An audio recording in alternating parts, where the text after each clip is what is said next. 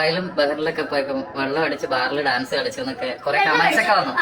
ഞാൻ കഴിച്ചില്ലെന്നല്ല, കഴിച്ചിട്ടാണ് റൂമിലാണ് ഞാൻ കഴിക്കുന്നത്. എനിക്കുള്ള റൂമിൽ എനിക്ക് ആവശ്യമുണ്ടെങ്കിൽ ഞാനത് കഴിക്കും. ക്രിസ്മസിന് ഞാൻ എന്താ അടിക്കണ്ടേ? എന്തെങ്കിലും അടിക്കാം. ഫേവറേറ്റ് എന്താണ്? എന്തായിരിക്കും എന്നെ കണ്ടിട്ട് മാജിക് മൊമെന്റ്. ഇതെങ്ങനെ അറിയാം? ക്രിസ്മസിന് ഇനി എന്തടിക്കണം? അപ്പം ചോദിക്കുന്ന ആള് പറയുന്നത് മാജിക് മൊമെന്റ് ആണോ ഏറ്റവും ഫേവറേറ്റ് ആയിട്ടുള്ള കാര്യം? അപ്പൊ എങ്ങനെ മനസ്സിലായി? അതെങ്ങനെ മനസ്സിലായി? അപ്പൊ അതിനർത്ഥം എന്താണ്? മാജിക് മൊമെന്റ് ആണ് സ്ഥിരമായിട്ട് അടിക്കുന്ന ബ്രാൻഡ് എന്നാണ്. അതുപോലെ തന്നെ ദുബായിലൊക്കെ പോയി കഴിഞ്ഞാൽ റൂമിൽ കൊണ്ടുതരും. ബാറിൽ കുടിച്ച് മദ്യപിച്ച് ഡാൻസ് കളിക്കേണ്ട ആവശ്യമൊന്നുമില്ല. അവിടെ വന്ന് മദ്യപിക്കേണ്ട, റൂമിൽ മദ്യപിക്കാനുള്ള എല്ലാ സൗകര്യവും ബാറുകാർ ഒരുക്കി കൊടുക്കും അത്രേ. അപ്പൊ ഞങ്ങൾ ആരും ഇവരുടെ വീട്ടിൽ അടുക്കളയിൽ പോയി മാന്തി എടുക്കുന്ന കാര്യങ്ങളൊന്നും അല്ല. പുള്ളിക്കാർ തന്നെ ഓരോ കാര്യങ്ങൾ ഇങ്ങോട്ട് ഇട്ട് തരികയാണ്. ഞാൻ മദ്യപിക്കാറുണ്ട്, എനിക്കിഷ്ടമുള്ള ബ്രാൻഡ് ഇതാണ്, മദ്യപിക്കാനുള്ളതല്ല എനിക്ക് റൂമിൽ കൊണ്ടുതരുന്നുണ്ട് എന്നൊക്കെ പറഞ്ഞ് പുള്ളിക്കാർ തന്നെയാണ് പറയുന്നത്. അപ്പൊ എനിക്ക് തോന്നുന്നത് എന്താണെന്നറിയോ? അപ്പൊ ഇങ്ങനെയൊക്കെ പറയുമ്പോഴത്തേക്ക് യൂട്യൂബേഴ്സ് എടുത്ത് വീഡിയോ ഇടും. അത് പുള്ളിക്കാരിക്ക് നല്ലതുപോലെ അറിയാം. പുള്ളിക്കാരി ഈ സോഷ്യൽ മീഡിയയിൽ നിറഞ്ഞു നിൽക്കാൻ വേണ്ടി പുള്ളിക്കാരി ഒന്ന് താഴ്ന്നു, ഒന്ന് റീച്ച് കുറഞ്ഞു എന്ന് കാണുമ്പോഴത്തേക്കും ഇതുപോലെ എന്തെങ്കിലും കാര്യം കൊണ്ടിടും. അപ്പൊ ആദ്യം പുള്ളിക്കാരി ചെയ്യുന്നത് എന്താ? ഒന്നുകിൽ വീട് വെക്കുന്നവരെ അപമാനിക്കും, എന്തെങ്കിലും ഒരു ചെറിയൊരു കാര്യം കൊണ്ട് സോഷ്യൽ മീഡിയയിൽ ഇടും. ഇപ്പൊ വീട് വെച്ച് കൊടുത്ത ഫിറോസിനെതിരെ എന്തെങ്കിലും ഒരു കാര്യം കൊണ്ട് സോഷ്യൽ മീഡിയയിൽ ഇടും. അപ്പൊ അതെടുത്തിട്ട് എല്ലാ യൂട്യൂബേഴ്സും, ഈ റിയാക്ഷൻ ചെയ്യുന്ന എല്ലാവരും എടുത്തിട്ട് അങ്ങോട്ട് അലക്കും.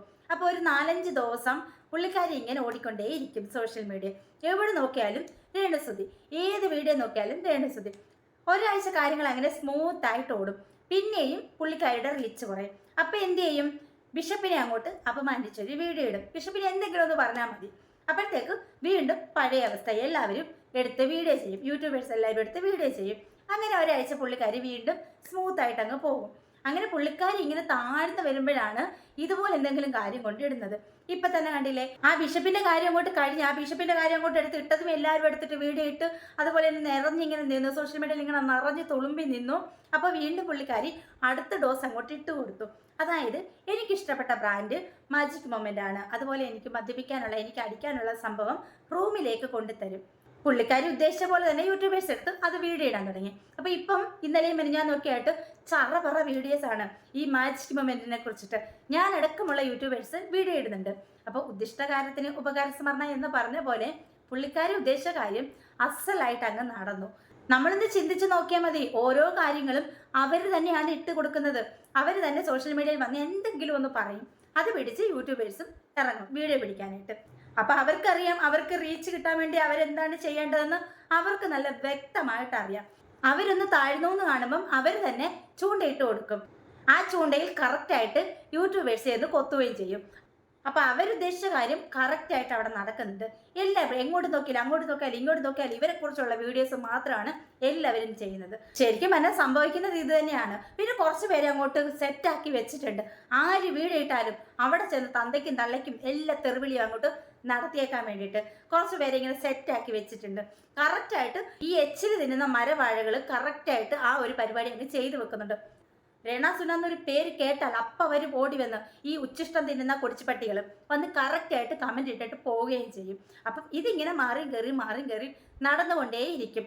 ഇനി ഇപ്പം ഈ അടിക്കുന്ന കാര്യങ്ങളൊക്കെ അങ്ങൊന്ന് താന്ന് കഴിയുമ്പം അടുത്ത ഡയലോഗ് നോക്കി വെച്ചിട്ടുണ്ടാകും. ഇപ്പം തന്നെ അടുത്ത ഡയലോഗ് എടുത്ത് കാച്ചി കളയും. അപ്പം ഈ പറയുന്ന റീച്ച് ഞങ്ങൾ യൂട്യൂബേഴ്സിനല്ല വേണ്ടത്, ഇവർക്ക് തന്നെയാണ് റീച്ച് വേണ്ടത്. അപ്പം ഇവർക്ക് റീച്ച് കിട്ടാൻ വേണ്ടിയിട്ട് ഇവർ കണ്ടെത്തുന്ന മാർഗമാണ് ഞങ്ങളെ പോലുള്ള യൂട്യൂബേഴ്സ്. അല്ലാതെ ഇവരെ കൊണ്ടിട്ടല്ല ഞങ്ങൾ വീഡിയോ ഇട്ട് ഞങ്ങൾ ജീവിക്കും. ഒരു റീൽസിനകത്ത് ഇവർ പറയുന്നുണ്ട്, അയ്യോ ഞാനങ്ങ് ഇല്ലാണ്ടായിപ്പോയാൽ എന്ത് ചെയ്യും മല്ലയ്യ, ഇവരെല്ലാം പട്ടിണിയായി പോവല്ലോ, എന്നെ കൊണ്ട് ജീവിക്കുന്ന ഒരുപാട് പേരുണ്ടല്ലോ എന്നൊക്കെ ഇവർ പറയുന്നുണ്ട്. പക്ഷെ വെറുതെയാണ്. ഇവർക്ക് റീച്ച് കിട്ടാൻ വേണ്ടിയിട്ട് ഇവർ കാണിക്കുന്ന ഓരോരോ നമ്പറുകളാണ് ഇതെല്ലാം. അവർക്ക് റീച്ചിന് വേണ്ടി എന്താന്ന് വെച്ചാൽ അവർക്കാണ് റീച്ച് വേണ്ടത്. നമ്മൾ വീഡിയോ ഇട്ടാലേ അവർക്ക് റീച്ച് കിട്ടത്തുള്ളൂ. അല്ലെങ്കിൽ നിങ്ങൾ നോക്കിക്കോ, എല്ലാ റിയാക്ഷൻ വീഡിയോ ചെയ്യുന്നവരും ഈ രേണാസുന എന്ന് പറയുന്ന കണ്ടന്റ് ഒന്ന് നിർത്തി വെച്ച് നോക്കും. ഇവരെന്തൊക്കെ കോപ്രായങ്ങൾ കാണിച്ചാലും ആരും മൈൻഡ് ചെയ്യാതിരുന്ന് നോക്കും. പിന്നെ ഈ സോഷ്യൽ മീഡിയയിൽ ഈ പറയുന്ന സാധനം ഉണ്ടാവത്തില്ല, അത് അവർക്ക് നല്ലതുപോലെ അറിയാം. അതിനാണ് ഓരോരുത്തരുടെ പേരെടുത്ത് ഇങ്ങനെ ചൊറിഞ്ഞ് മാന്തിക്കൊണ്ടിരിക്കുന്നത്. എല്ലാ യൂട്യൂബേഴ്സും, റിയാക്ഷൻ വീഡിയോ ചെയ്യുന്ന എല്ലാ യൂട്യൂബേഴ്സും ഒന്ന് വിചാരിച്ചാൽ ഈ കയറ് നിൽക്കുന്ന സാധനത്തിനെ പുഷ്പം പോലെ താഴെ ഇറക്കാൻ പറ്റും.